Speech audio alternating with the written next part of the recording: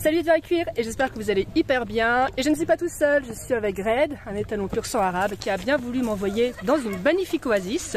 D'ailleurs on va grimper un petit peu pour vous montrer à quel point c'est beau. PS, vous savez à quel point j'aime les animaux, donc j'ai bien fait... Red n'aime pas être filmé. Donc j'ai bien fait attention à l'écurie que j'ai choisie. Vous voyez, il est en pleine forme, on s'occupe très bien de lui. Enfin bref.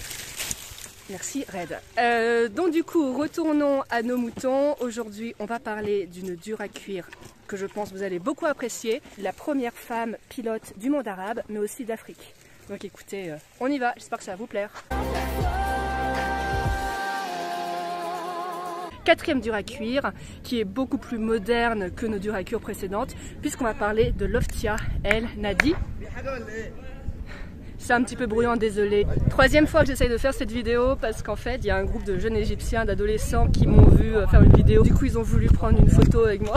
Tiens, c'est eux dont je parlais. Bref, donc Lotfia, je vous ai dit, c'est la première femme pilote du Moyen-Orient et d'Afrique. Donc Lotfia El Nadi, elle vient d'un milieu favorisé, hein. Elle vient de la bonne bourgeoisie du Caire, sauf qu'en fait c'est pas une jeune fille comme les autres, elle a une passion très atypique, l'aviation. Et ça tombe bien puisqu'en 1913, une école de pilotage a justement ouvert au Caire. Bien sûr, elle sait très bien que son père ne voudra jamais qu'elle devienne pilote, jamais une femme égyptienne n'est devenue pilote, mais qu'est-ce que le voisinage allait dire ? Et du coup, elle va ruser, donc elle va se faire embaucher comme secrétaire au sein de l'école de pilotage, dans le dos de ses parents, et en échange de son travail, elle peut obtenir des leçons de pilotage. Elle va enfin pouvoir devenir pilote. Alors bien sûr, au début, son père est furieux, mais quand il voit que tous les médias parlent de sa fille, il change d'avis et se dit qu'en fait c'était pas si mal.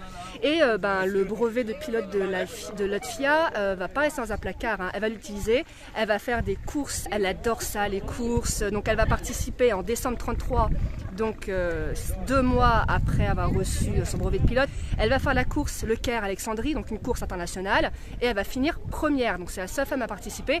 Malheureusement, à cause d'un problème de forme, en gros il fallait survoler des balises et elle est passée juste à côté d'une balise, son prix a été invalidé, mais dans l'esprit des autres coureurs, c'était elle qui avait gagné. D'ailleurs, le roi d'Égypte, le roi Fouad, va la féliciter. Donc par la suite, elle va faire de la voltige, parce que la voltige, c'était vraiment quelque chose de très populaire dans l'entre-deux-guerres, et elle va adorer ça. Malheureusement, en 1938, elle va avoir un accident qui va la blesser grièvement à la colonne vertébrale, et elle va devoir arrêter de piloter. Mais en tout cas, elle a ouvert une voie, et beaucoup d'Égyptiennes vont pouvoir franchir le pas et devenir elles-mêmes pilotes. Et Loftia, c'est pas un cas unique, puisqu'en fait, on l'oublie souvent, mais les femmes ont toujours eu un rôle à jouer dans l'aviation dès les prémices de celle-ci. Par exemple, les frères Wright, les gros pionniers de l'aviation, ils avaient une sœur Catherine qui les a vraiment beaucoup aidés dans leur travail et qui a été oubliée injustement, parce que d'ailleurs un jour dans une interview, un des frères avait dit que franchement si un membre de la famille Wright avait dû frapper les esprits, ça aurait été leur sœur. Malheureusement elle a été oubliée. La première femme pilote, c'était une Française en 1908, Thérèse Pelletier. Et que dire d'Amelia Earhart ou d'Adrienne Bolland qui en 1921 est devenue la première femme à survoler la cordillère des Andes. Donc voilà, en tout cas j'espère que vous aimez cette vidéo. Je suis désolée, je voulais la faire dans un beau paysage, là, failli tomber, dans le désert.